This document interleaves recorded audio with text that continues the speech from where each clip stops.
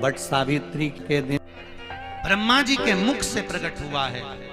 सौभाग्यवती नारियां अखंड सौभाग्य के लिए बट सावित्री का व्रत आप लोग करते होंगे, कई लोग अखंड सौभाग्य के लिए करेंगे, क्योंकि इस बट के पेड़ के नीचे भगवान विष्णु शंकर जी से विनती करे थे वर के लिए, इसलिए अखंड सौभाग्य का देने वाला। प्रॉपर्टी का झगड़ा चल रहा हो, अदालत में कोई केस चल रहा हो, किसी भी चीज का, अदालत में अगर किसी भी चीज की अगर केस चल रहा है तो बड़ के पत्ते के ऊपर बालू मिट्टी का शिवलिंग बना के पेड़ के नीचे ही उसकी पूजन करें, उस पे 3 चम्मच दही चढ़ा,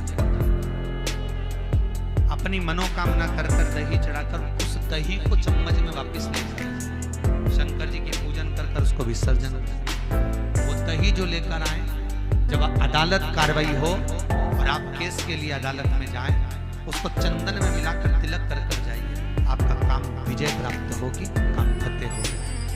बटकेश्वर महादेव का स्मरण करने से कार्य की सिद्धि।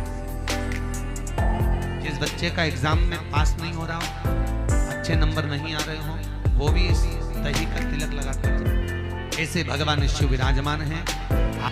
16 श्रृंगार में नारी के हाथ की चूड़ी का कलर अलग हो सकता है, चूड़ी की डिजाइन अलग हो सकती है, चूड़ी अलग हो सकती है, चूड़ी महंगी सस्ती हो सकती है, मंगलसूत्र की कीमत ऊंची नीची हो सकती है, पाँव की बिछुड़ी की कीमत ऊंची नीची हो सकती है, कान के कुंडल की कीमत ऊंची नीची हो सकती है। तुम्हारे शरीर पर जितने जितने 16 श्रृंगार हैं उसकी कीमत ऊंची नीची हो सकती है। केवल मंगलसूत्र की डिजाइन बदल सकती है, नाक की लौंग की डिजाइन बदल सकती है, कान के बुंदे की डिजाइन बदल सकती है, हाथ की चूड़ी की डिजाइन बदल सकती है, पाँव की पायल की डिजाइन बदल सकती है। केवल नारी के 16 श्रृंगार में एक श्रृंगार ऐसा है जिसकी कीमत जो पहले थी वही कीमत आज तक है और उसकी डिजाइन आज तक नहीं बदली। वो मांग का सिंदूर है, एक जैसी डिजाइन है और एक जैसी कीमत है। सारे श्रृंगार की कीमत अलग, पर मांग में जो सिंदूर डाला जाता है वो एक कीमत का होता है, एक डिजाइन का होता है और एक जैसा होता है, और वो सबसे भारी होता है। सावित्री यमराज से कह रही है मेरे पति को छोड़ दो। यमराज कह रहा है सावित्री तेरा पति मर चुका है, मांग के सिंदूर को पोंछ दे। सावित्री कहती है पूरा श्रृंगार उतार दूंगी पर मांग का सिंदूर नहीं पूछने दूंगी। तब यमराज ने कहा जब तक तू मेरे मांग का, अपनी मांग का सिंदूर नहीं उतारती तब तक तू मेरे पास नहीं आ सकती। भगवान यमराज से सावित्री ने कह दिया मैं भी तुझे वचन देती हूँ यमराज, मेरी मांग में जब तक सिंदूर है, जैसे सीता ने लाइन, लक्ष्मण जी ने लाइन खींच दी थी और सीता पार नहीं जा सकती थी, मैं भी तुझे वचन देती हूँ जब तक नारी की मांग में सिंदूर है तब तक तू उसके पति को उसके सामने लेकर नहीं जा सकता। ये भी मैं तुझे कह देती हूँ। यमराज भैंसे पर सवार होकर सत्यवान को लेकर जा रहा था, सावित्री से वचन पर वचन चल रहे थे। अड़ के पेड़ के नीचे छोड़कर आए, चाहिए तुझको, क्या चाहिए तुझको, क्या दूं मैं तुझको, कुछ मांग ले मुझसे।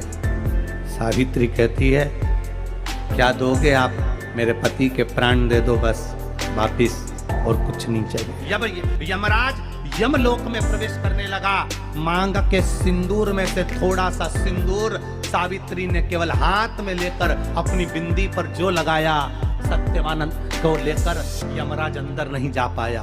बाहर खड़े होकर कहता है मांग ले, मैं तुझे एक वचन नहीं, तू बोले तो मैं 2 वचन दे देता हूँ, तू बोले तो मैं 3 वचन दे देता हूँ, तू मांग क्या चाहिए। तब सावित्री ने कहा देना चाहते हो, हाँ। अब यमराज को लगा कि लालच में पड़ गई सावित्री, तब कहा पहला वचन दीजिए मेरे अंधे सास ससुर के नेत्र वापिस आ जाएं। यमराज ने कहा तथास्तु। दूसरा वचन दीजिए मेरे सास ससुर अपने पोता पोती का मुख देखें। यमराज ने कह दिया तथास्तु। यमराज जाने लगे, फिर आग जलने लगी, कहने लगे अब मैं अंदर क्यों नहीं जा पा रहा हूं।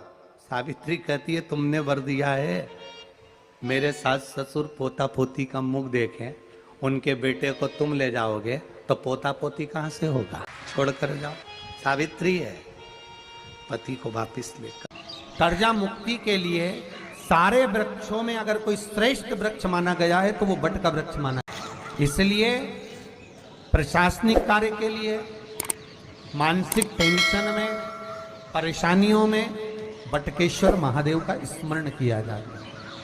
और यदि निवेदन करूंगा, बहुत ज़्यादा यदि आपको कर्जा हो गया है, बहुत ज़्यादा कर्जा हो गया और वो कर्जा चूक ही नहीं रहा, तो थोड़े दिन बड़ के पेड़ के नीचे आप बटकेश्वर महादेव के लिए 1 लोटा पानी, उसमें थोड़ा सा पिसा हुआ चावल पीस के गला लेना चावल को और पीस लेना, पीस के उस पानी में मिला लेना और मिलाकर उसमें थोड़ी सी हल्दी पिसी हुई डालकर बटकेश्वर महादेव के नाम से बड़ के पेड़ के नीचे अपनी कामना कर कर जो कर्जा हुआ है उस कर्जे का भान देते हुए, स्मरण देते हुए छोड़ दीजिए।